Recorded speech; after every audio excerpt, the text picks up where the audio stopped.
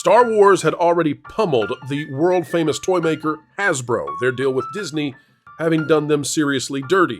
But now Hasbro, despite a rise in stock price, may be on the cusp of a real struggle. Transformers, the new movie, has gone bust, and we must tell you that the entire reason for the film was to sell toys in the first place. Now we're taking a gander at whether Hasbro might be going belly up.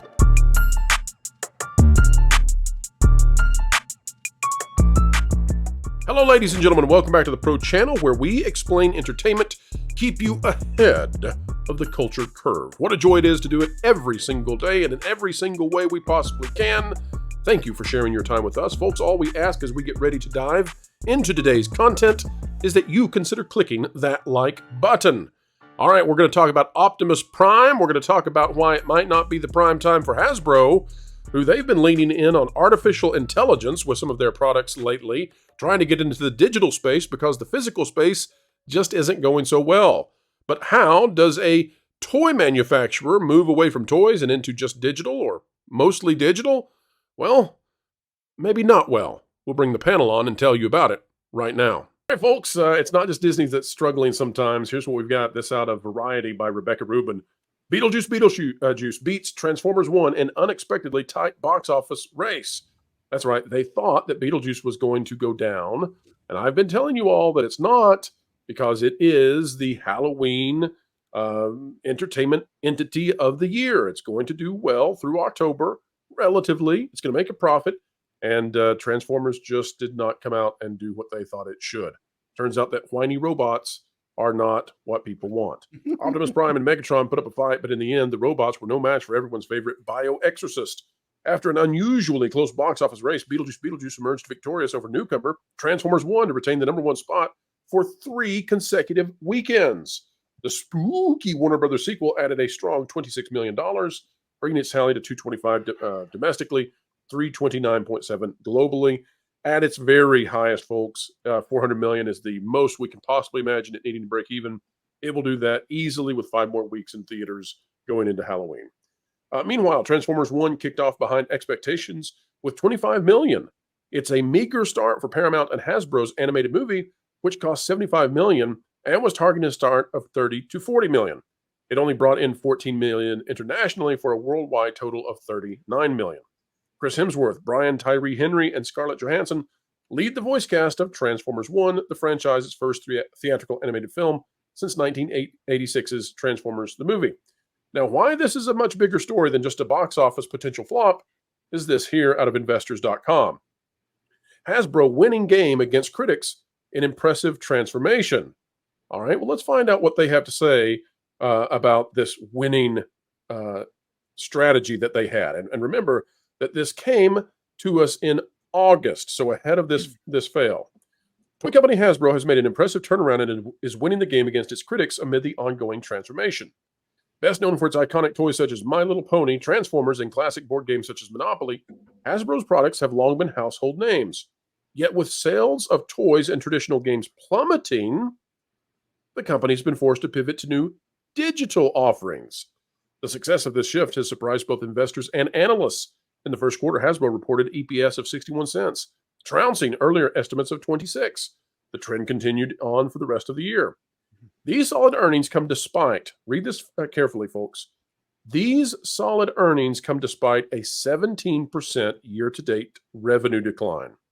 While this figure may seem concerning, the decline was only 6% when accounting for Hasbro's divestiture of E1 Film and Television. A significant factor in Hasbro's success is its effective cost-cutting measures.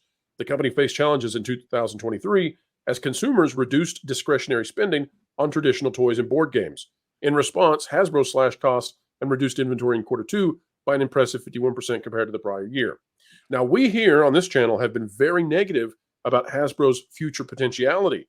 We're not here to give you financial advice, but I am here to say that investors seem to have been buying in based on the idea that this stock was being set up for future growth, given the cuts and a belief that people would be buying up Hasbro toys once more. But based on the flop here with Transformers 1, This is a movie that is essentially made in order to sell the toys. And Transformers 1 is also likely, what would you say? It is co financed almost certainly by Hasbro as a component within this. This movie performing poorly once again points towards, I believe, Hasbro having a weakened and damaged portfolio, and all the cost cutting in the world will not help you grow if people are growing old and no longer interested in playing with the toys, which make up the largesse of what you do in this world. Marvin, I hear you heartily agreeing. What say you regarding Transformers and its horrific flop for Hasbro?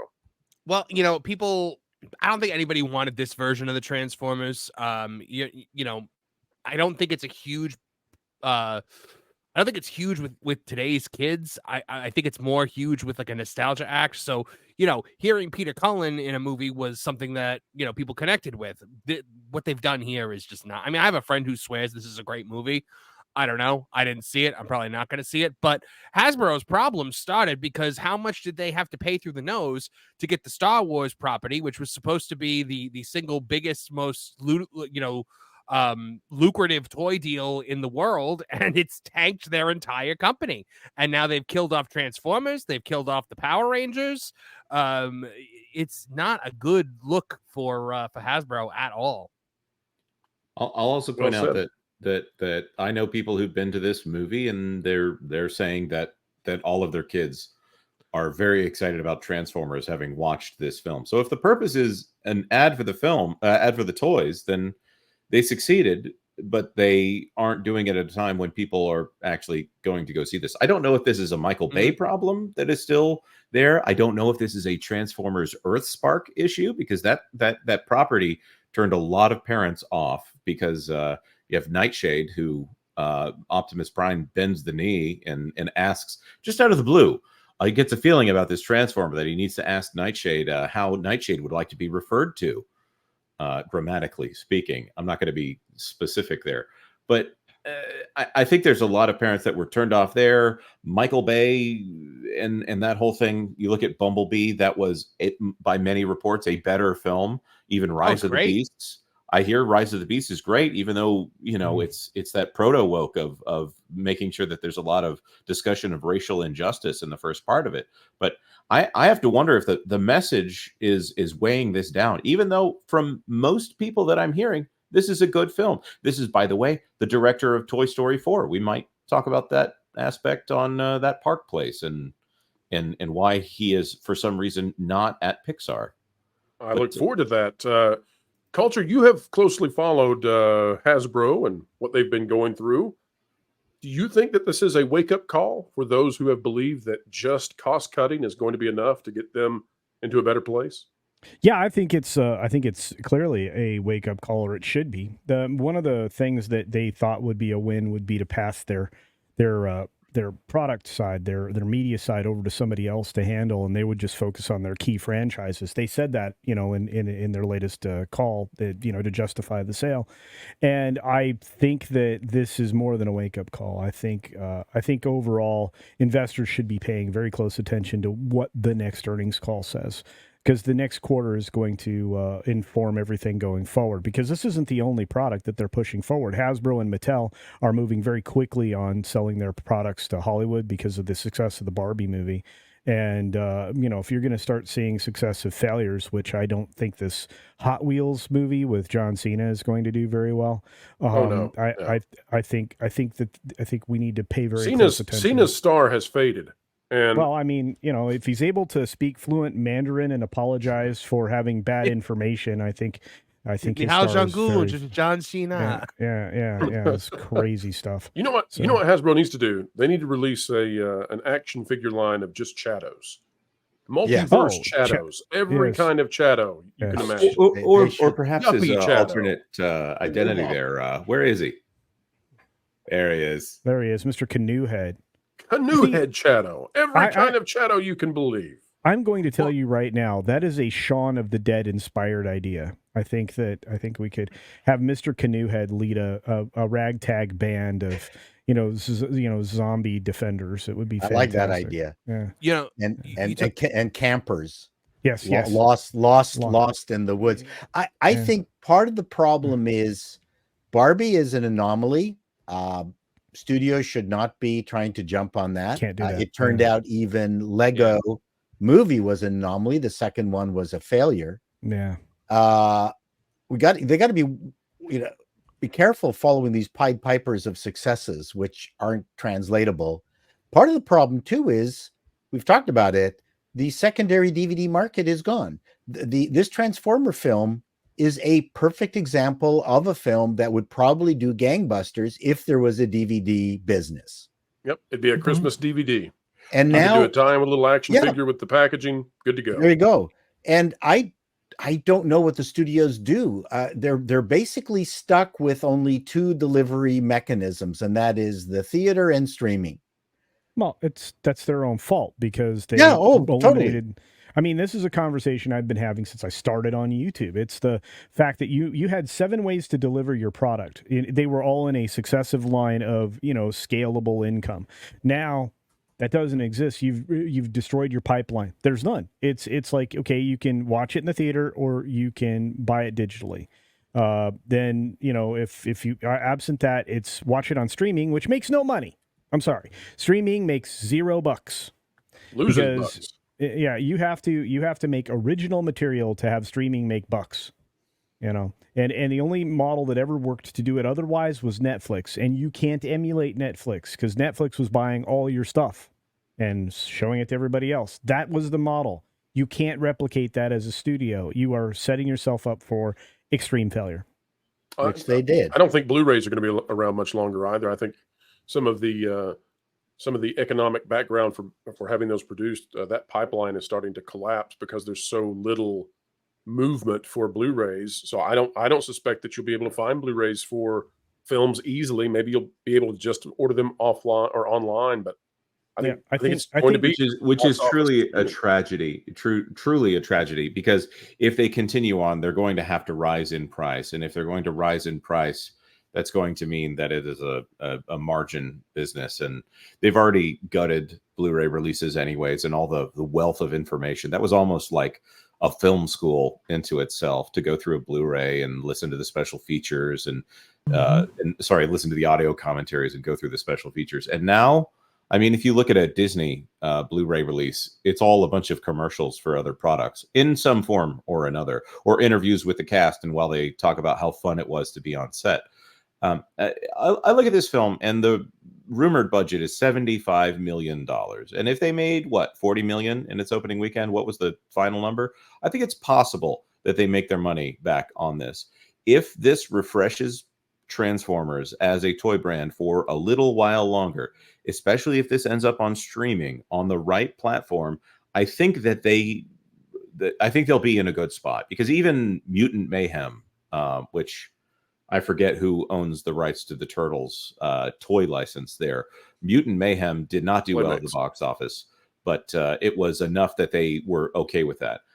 We look at Matchbox and Hot Wheels. We talked about the Matchbox movie for just a moment. That's John Cena, and the Hot Wheels movie. Obviously not an actor in the movie, but that's J.J. Abrams. Both of those are Mattel brands. So we're looking at, for lack of a better word, kiddie versions of Fast and the Furious from the same brand, essentially, from two different segments here. So I don't know. Toy movies are either going to be the next big thing, or they're going to continue to be just low effort ads. That is Disney's strategy. I'll bring that up.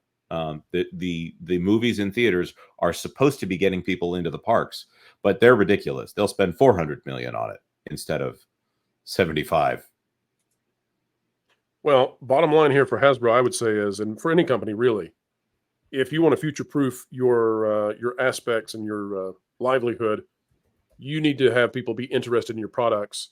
You need to get back to making stuff that people are going to want to have. Cost cutting alone is not going to do it, especially as we see a dwindling of means by which and mediums by which to bring forth your IPs to the world. So if you want to sell toys and you want a movie to do well selling them, go with what works. As Paul said earlier with Marvel, do what people love and do it until they're burned out on it. That's how you make money, and then move on. Folks, we've come to the end yet again. Another video of pure excellence right here on the Pro Channel. Why is it excellent? Well, because we had the time to share time with you. And what a time that is. Folks, if you would not mind, consider clicking the like button, share, subscribe, click it, stick it to the algorithms. It is the notification bell. Drop a comment down below. Let us know your thoughts. And folks, share this thing out on your favorite social media platforms if you find it warranting so. Also, folks, we would ask you if you would like to become a member of the channel and gain access to all kinds of additional content. Consider clicking that join button. Become a member today for the price of a soda per month. Until the next time, keep learning, keep growing, and keep having fun. Autobots, roll out.